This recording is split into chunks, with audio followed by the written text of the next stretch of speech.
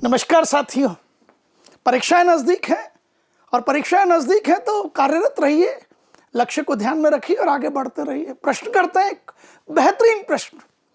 जैसे ही ये प्रश्न पहली बार जब मैंने किसी टेस्ट में दिया तो कुछ ऊर्जावान बच्चे कहते हैं ये प्रश्न तो बोनस होगा, ये प्रश्न तो बोनस होगा। देखते हैं क्या होता है और क्या नहीं होता है। तो अर्धचालक एवं अर्धचालक युक्तियों पर यह प्रश्न है और ये धारा विद्युत की से भी संबंधित है।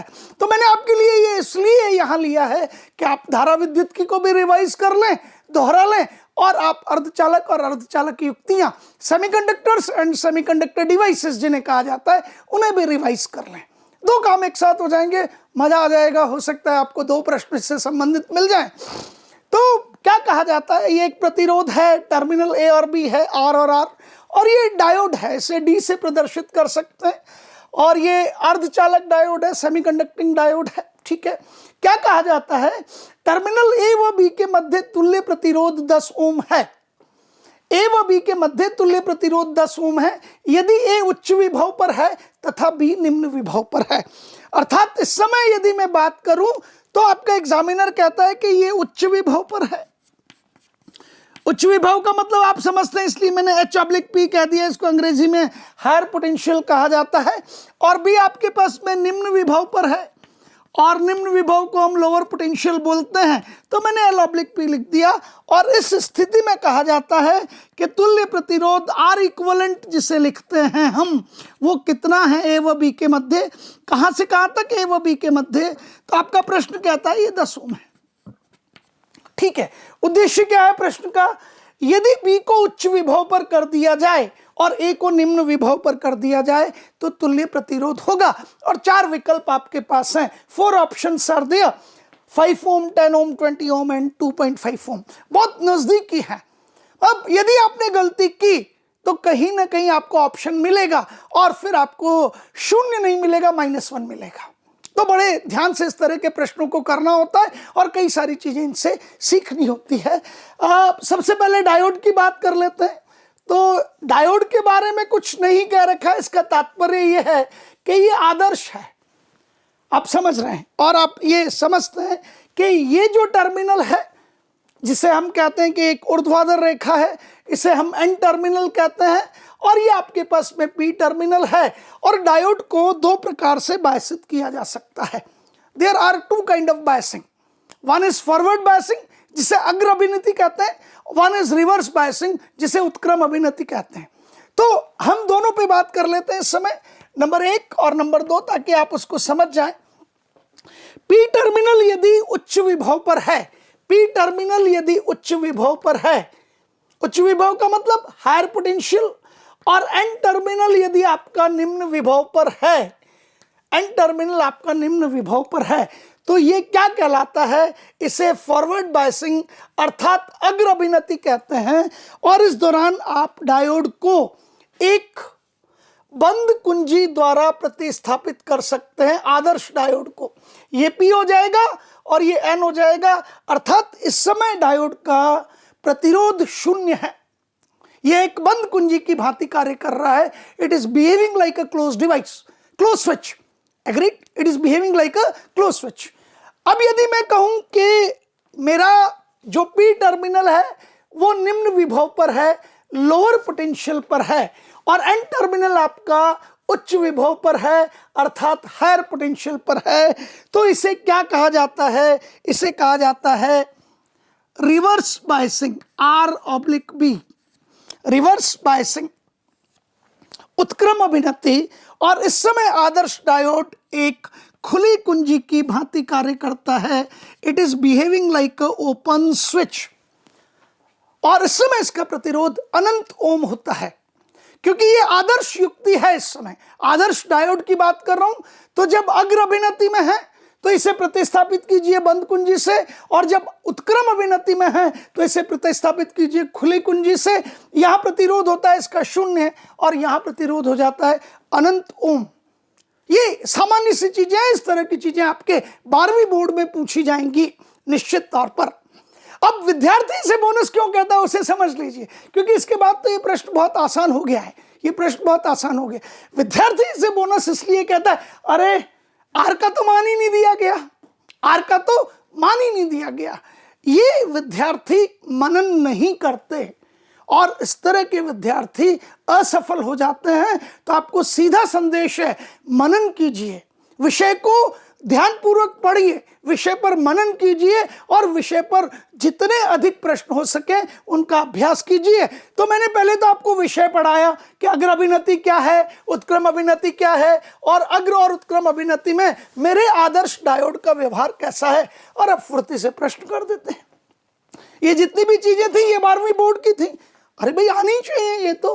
अब हम स्थिति को देखें तो आपके पास ए उच्च विभव पर और आपके पास ए उच्च विभव पर है ना, बी निम्न विभव पर है, और चूंकि ये पी टर्मिनल है, ये रहा पी, और ये एन टर्मिनल है, समझ रहे हैं आप मेरी बात को। और पी टर्मिनल किधर जा रहा है, उच्च विभव की ओर, एन टर्मिनल किधर जा रहा है, निम्न विभव की ओर। तो इस समय जो स्थिति है आपके पास वो ये है कि पी टर्मिनल उच्च विभव की ओर, एन टर्मिनल निम्न विभव की ओर, अर्थात अग्र अभिनति है, फॉरवर्ड बायसिंग है। तो ठीक है, ये आपका प्रतिरोध आर जो कि मुझे ज्ञात नहीं है, अग्र अभिनति है, तो मैंने डायोड को, ये मेरा पी टर्मिनल, ये मेरा एन टर्मिनल प्रतिस्थापित कर दिया एक बंद कुंजी से। यहाँ प्रतिरोध आर है ही सही हमारे पास में, ये टर्मिनल बी है और ये टर्मिनल आपके पास क्या हो गया, ए हो गया। ये उच्च विभव पर है अर्थात हायर पोटेंशियल पर है, और ये निम्न विभव पर है अर्थात लोअर पोटेंशियल पर है। और इस समय ए व बी के मध्य का तुल्य प्रतिरोध आर इक्वलेंट जिसे कहा जाता है, किस किस के मध्य, ए व बी के मध्य कितना है, 10 ओम है। पर ये यहां से देखिए किसके तुल्य होगा। तो आप कहेंगे सर ये आर कहां जुड़ा हुआ है, बी और ए के मध्य, ये आर कहां जुड़ा हुआ है, ए व बी के मध्य, अर्थात ये दोनों समांतर क्रम में हैं। तो तुल्य प्रतिरोध आर और आर समांतर क्रम में होंगे तो तुल्य प्रतिरोध R/2 आएगा। और तुल्य प्रतिरोध R/2 आया तो आप मुझे जवाब देंगे कि सर आर का मान कितना होगा, आर का मान 20 ओम होगा। और गलती से भी इस समय 20 ओम पर आपने टिक कर दिया, इस 20 ओम को चयनित कर लिया, तो 0 नहीं आएगा, -1 आएगा। ध्यान रखिएगा, आर का मान नहीं पूछा तो आर कितना आ गया, तो आपने कहा सर आर जो है मेरे पास में इस समय 20 ओम आ चुका है। ठीक है, ये सब चीज आपको समझ आ गई होगी। और बहुत अच्छी बात है तकनीक की कि यदि मैं कक्षा में होता और बोलकर निकल गया होता तो आप दोबारा नहीं सुन सकते थे। ये तो रिकॉर्डेड वीडियो है यार, कहीं से छूट जाए तो फिर पीछे चले जाइए, मजा ही मजा है। यही तो तकनीक का फायदा है, फायदा उठाइए। अब क्या कहता है आपका एग्जामिनर, यदि बी को उच्च विभव पर किया जाए, अब ध्यान से सुनिएगा, अब आपसे कहा जाता है कि बी को उच्च विभव पर कर दिया जाए। आप ही के सामने सब कुछ कर रहा हूं, तो बी किस पर हो गया, हायर पोटेंशियल पर, ए किस पर हो गया आपके पास में, लोअर पोटेंशियल पर। ये इस समय देखेंगे तो आपसे पूछ लिया कि आर इक्वलेंट कितना होगा, किस किस के बीच में, ए व बी के मध्य ये स्थिति है, ये चाहिए। हाँ बहुत बढ़िया, शाबाश। तो आप मुझे जवाब देंगे सर पी टर्मिनल किधर गया, हाँ क्या कमाल है, निम्न विभव पर। एन टर्मिनल किधर गया, उच्च विभव पर। तो आप सीधा सीधा कह सकते हैं उत्क्रम अभिनति है, रिवर्स बायसिंग है। और जब रिवर्स बायसिंग होगी तो आप मुझे क्या जवाब देंगे, यहां बना देते हैं इसको। आर का मान तो हमें पता चल ही चुका है।